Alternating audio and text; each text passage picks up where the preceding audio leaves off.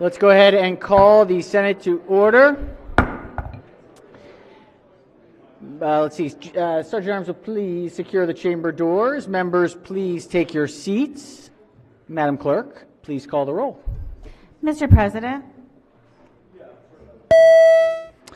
All right, Senators, we are very pleased to have this evening with us Father Ryan Iso Pineda of the St. Xavier Catholic Church in Leonardtown, Maryland, guest of the speaker for this evening for the Lincoln Day speech, the guest of Senator from the 29th District. Please rise for the invocation.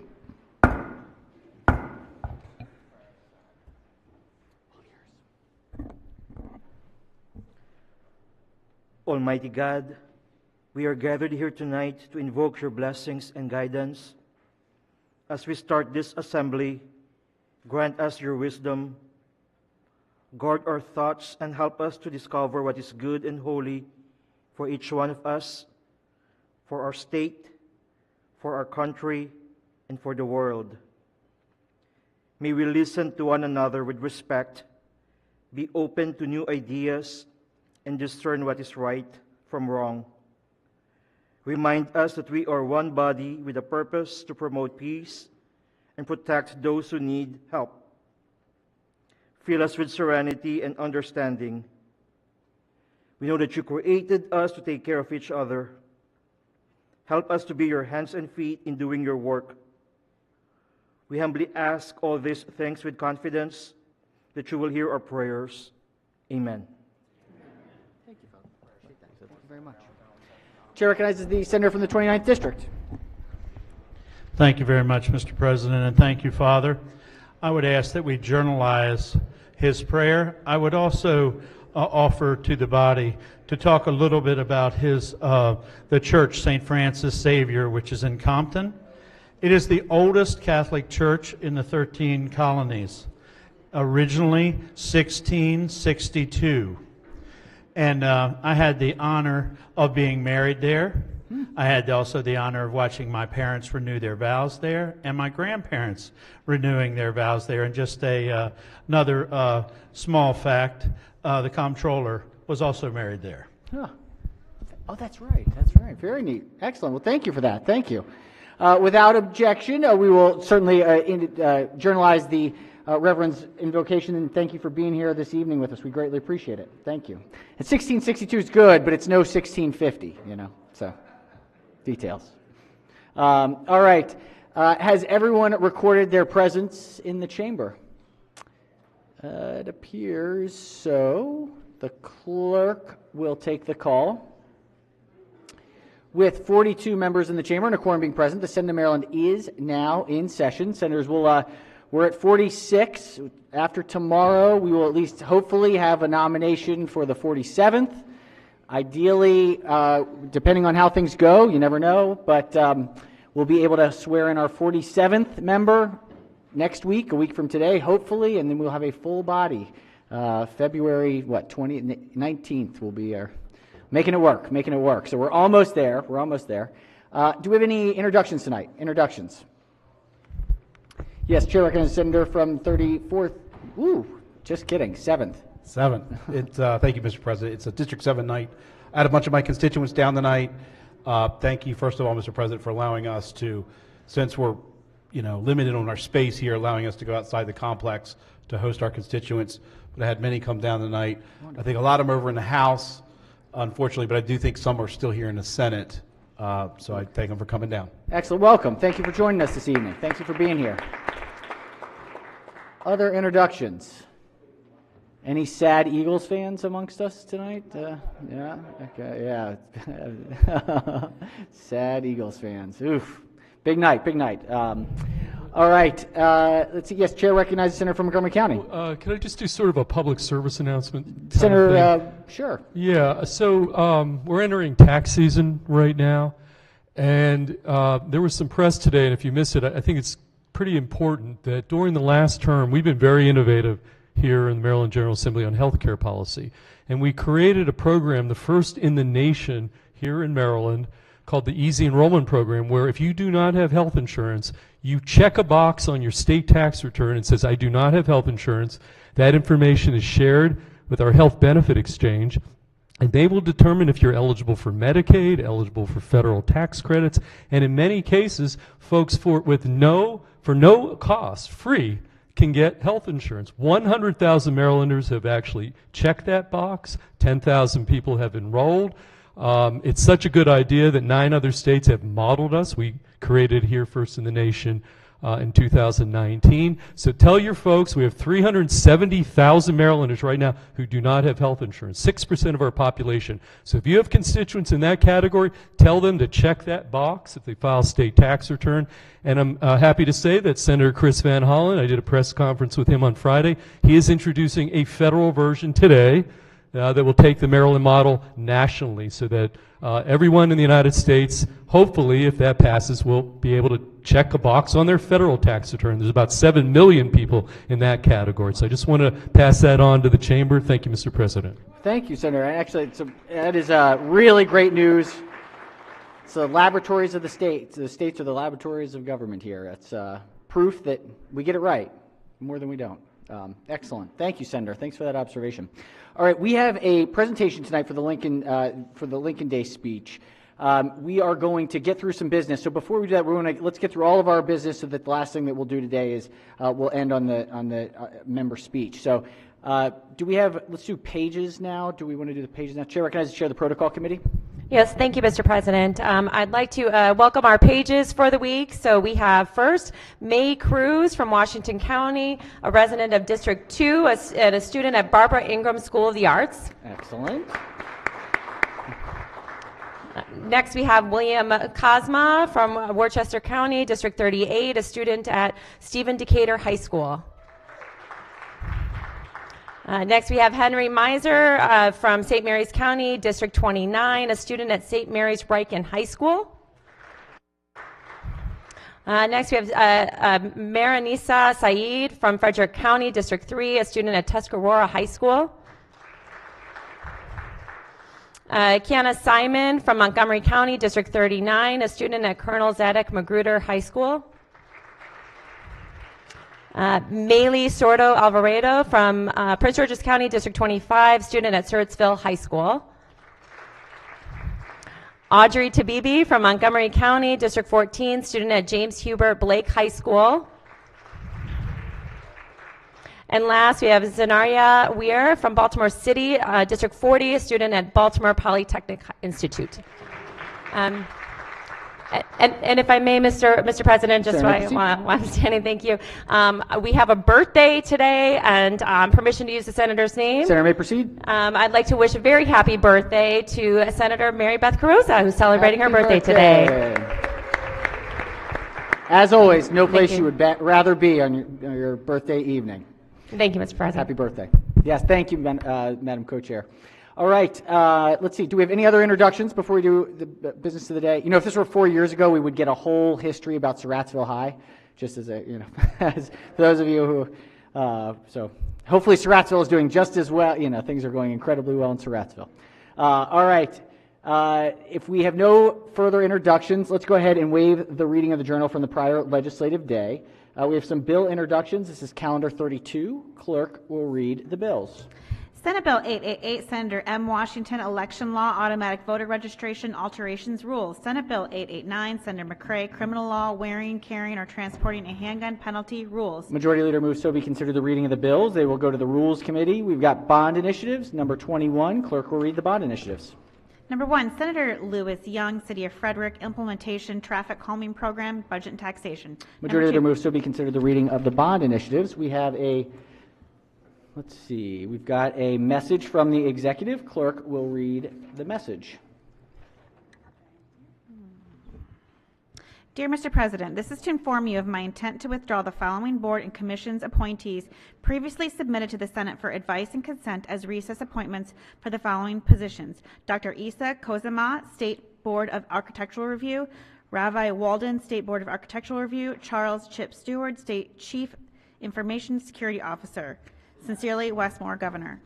Message having been read is ordered journalized. These impact the executive nominations recess appointment, so we assume we'll see some replacements in the green bag. All right. Next, we have a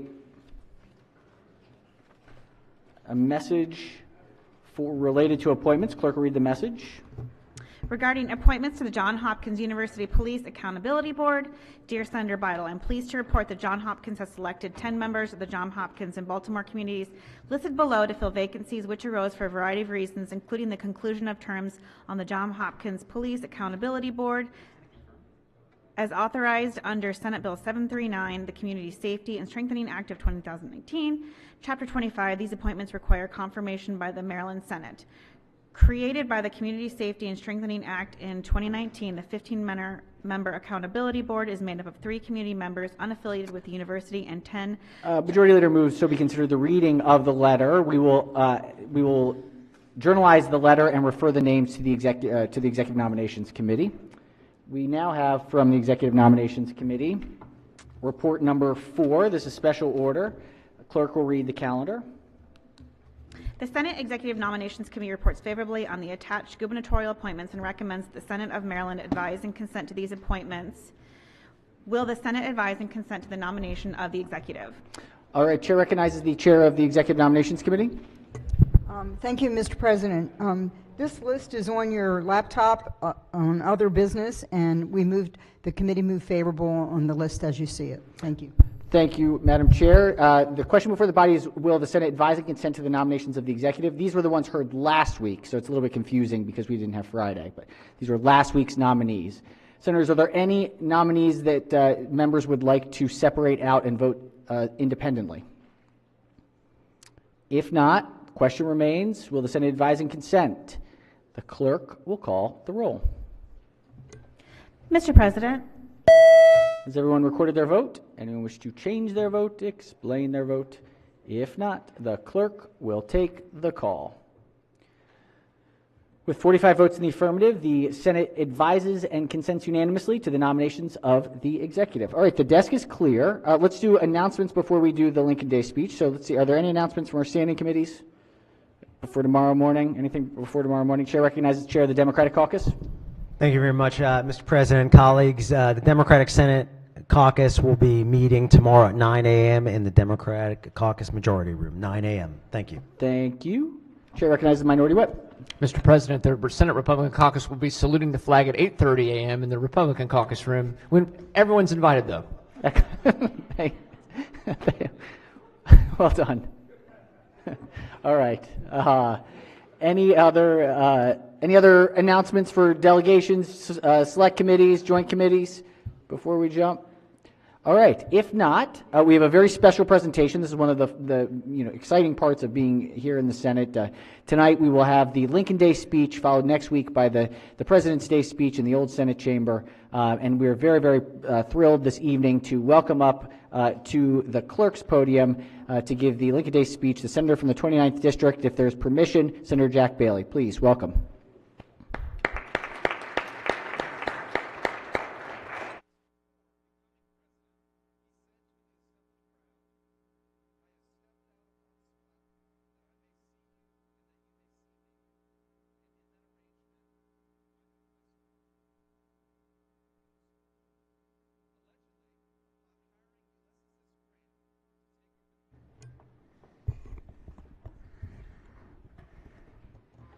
Just take this in just for a moment.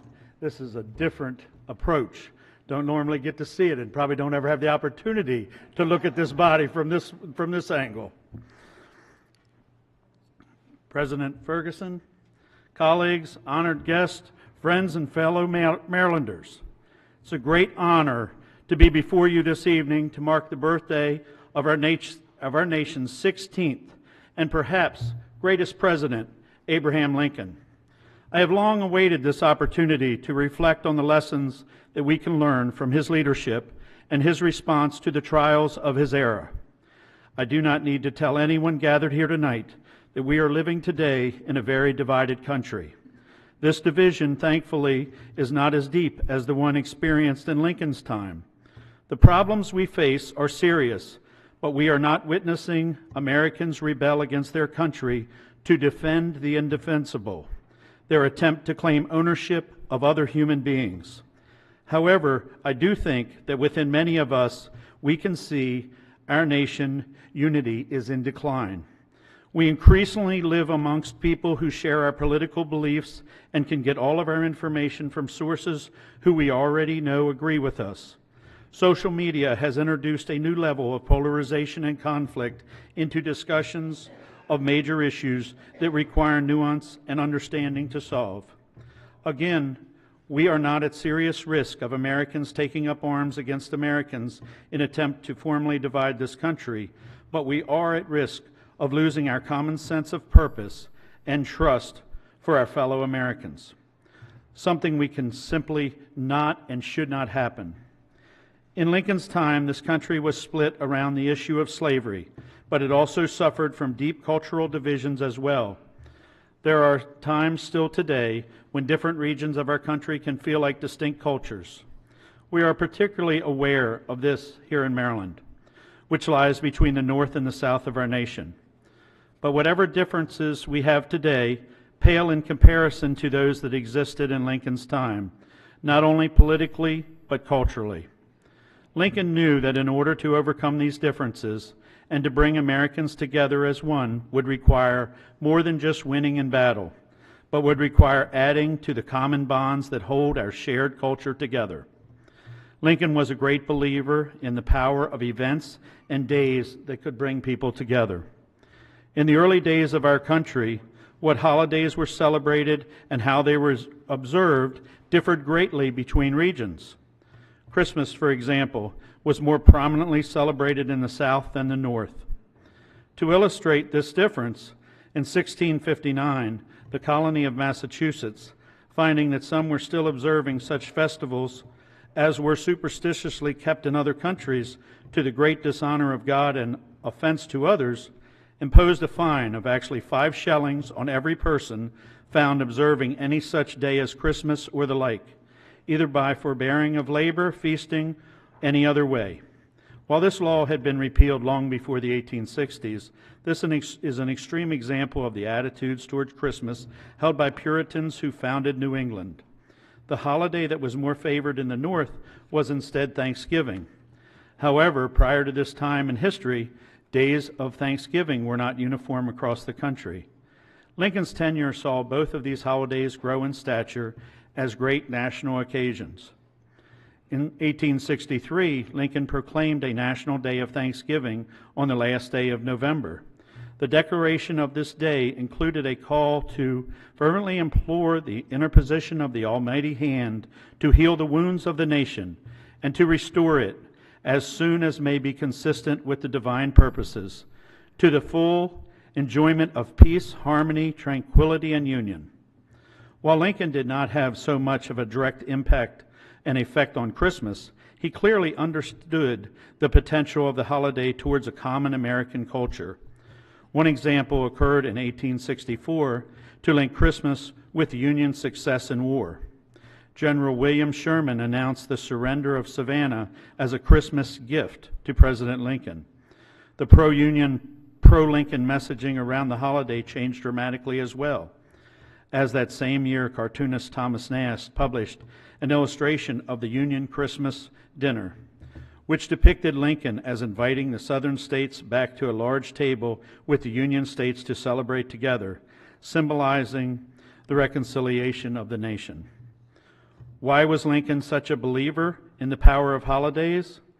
In 1859, remarks he made speaking on another occasion that brings together our communities that we are all familiar with, an agricultural fair, may offer some of us insight. President Lincoln said, from the first appearance, a man upon the earth, down to recent times, the words stranger and enemy were quite or almost synonymous. Long after civilized nations had defined robbery and murder as high crimes and had affixed severe punishment to them, when practiced among and upon their own people respectively, it was deemed no offense, but even meritorious to rob, murder, and enslave strangers, whether as nations or as individuals. Even yet, this has not totally disappeared. The man of the highest moral cultivation, in spite of all which abstract principles can do, likes him whom he does know much better than him who he does not know, to correct the evils, great and small, which spring from want of sympathy and from positive enmity among strangers as nations and as individuals, is one of the highest functions of civilization. To this end, our agricultural fairs contribute in no small degree. They make more pleasant and more strong and more durable the bond of social and political union among us. He knew that a country with a shared culture was less likely to treat their fellow Americans with enmity, and that these shared events could impart a sense of unity that would be critical to rebuilding the United States as one nation in the midst of and following the Civil War. And it's easy to understand why. What do we think of when we think of holidays such as Thanksgiving and Christmas? I think of family, unity, togetherness, faith, giving, hope, and love. We look forward to the holidays and the celebrations surrounding them. Since I was a boy, some of you know, I grew up on a Christmas tree farm. And quite frankly, I thought that was the best job ever, at least until I became a senator. This was because, in fact, the people always came to buy their trees. They were always together as a family, and they were always in a good mood.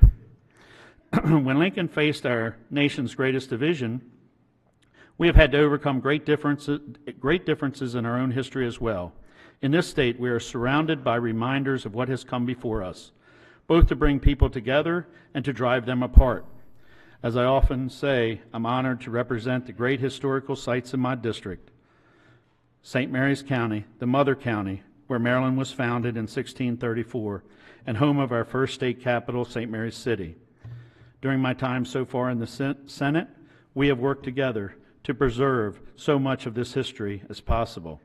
I am proud that as part of these efforts, Southern Maryland was recently designated as a National Heritage Area by the federal government, only the second National Heritage Area in Maryland. As part of these efforts, we have supported the incredible work to find and unearth the original St. Mary's Fort. 3 years ago, Historical St. Mary's City announced the discovery of the site of this important place in Maryland history, and have worked since to see what can be found and what can be learned. One of their notable discoveries was the evidence of what structures existed in that fort.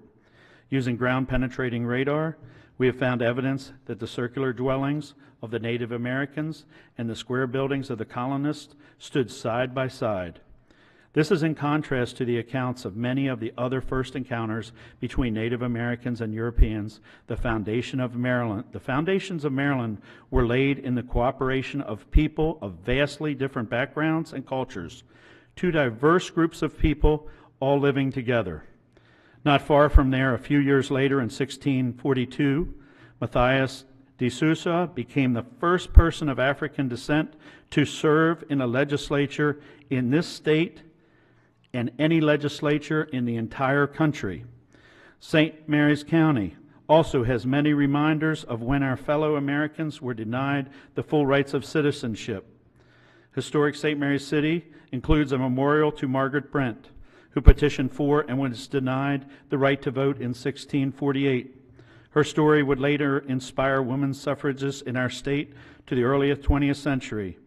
The next year, the same legislature passed the first law guaranteeing religious tolerance, at least as it pertained to other Christian faiths in the colonies. The first step to ensure the freedom of religion is protected in the country today. Just a few miles away is historic Souderly, identified by the United Nations as a site of memory for the Slave Route Project, which recognized the unfortunate history of slavery in our country and in our state. These reminders both of the divisions that have plagued us in the past and how those who have come before us have worked to overcome them is part of why preserving these sites are such a priority to us all. Through this General Assembly, we have given these special places the resources that they need to continue to share their story of Maryland. Thank you to each and every one of you here for your support in these efforts. And I would like to take this opportunity to invite you to join me in St. Mary's County sometime to experience these great historical sites. We cannot underestimate the power of gestures, both great and small, that unify us and remind us of the shared culture we have as Americans. When Abraham Lincoln became president, the United States was broken. This nation had a division of families, split by race, split between the wealthy and the working class. Lincoln worked to bridge these divides, not by force alone, but by trying to bring people together. I believe this is why we are recognizing him this evening, not only for how he was able to lead this nation through one of the darkest times, but also for his willingness to recognize that force alone could not put this nation back together. I fear to a point that today our country stands here again, divided. We need to figure out how to recover and how to work together for the common good of our state and our nation. We have had these problems in Maryland before, and we've been able to overcome them and come out stronger. When the Ark and Dove landed here nearly 400 years ago, the Native Americans and the colonists went on to live in the same fort despite their great cultural differences. These moments bring great challenges, but they also bring great opportunities. While the nature of these issues and how we respond to them are different, we face many of the same struggles today as we did in Lincoln's time, on issues that speak to the very foundation of what it means to be an American. I believe that we have all been put together in this room for a purpose. I hope that we will continue to serve our constituents with not only the pride and honor, but also with the service and community-driven hearts that President Lincoln had. A quote often mistakenly attributed to Lincoln, but was actually something that was said about him, was that nearly all men can stand adversity, but if you want to test a man's character, give him power. Let us all, the men and women here today, my colleagues, my friends, accept the challenge to use power that we have as legislators to help others and build relationships here in Annapolis and in our communities to bridge the divides that we face today. We need to follow the example of Lincoln when he rebuilt our country through unity. Let us recognize all that we have as Americans and as Marylanders, and with fidelity to our Constitution and our founding principles, and move forward together for the benefit of all Marylanders. Thank you.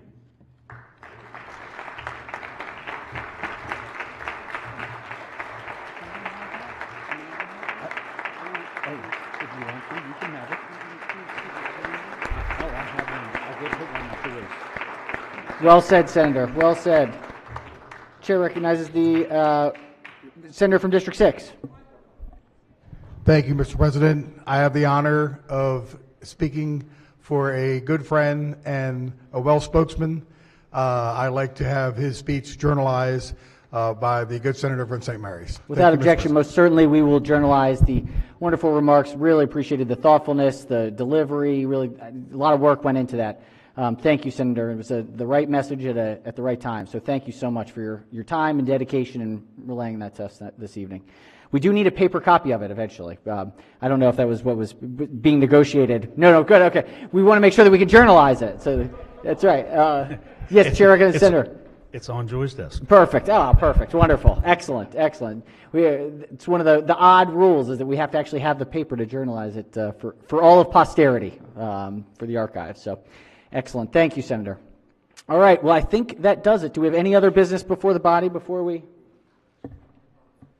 It looks like we have guests from City College. City College, yes? Visiting today? Yeah? No? Not City College? No? Okay, maybe not. All right. Sorry. Yes, we have one City College member at Los Pierce. Thank you for being here. Yes. Our message didn't get quite relayed, but thank you all for visiting. Thanks for being here this evening. All right, I think that does it. So let's do a quorum call before we adjourn. Mr. President. Has everyone recorded their presence? So the clerk will take the call. With 44 members in the chamber and a quorum being present, the Senate of Maryland remains in session. Chair recognizes the Majority Leader. Thank you, Mr. President. I move the Senate of Maryland stand adjourned until Tuesday, Valentine's Day, February 14th at 10 a.m. Without objection, so ordered. Have a phenomenal evening.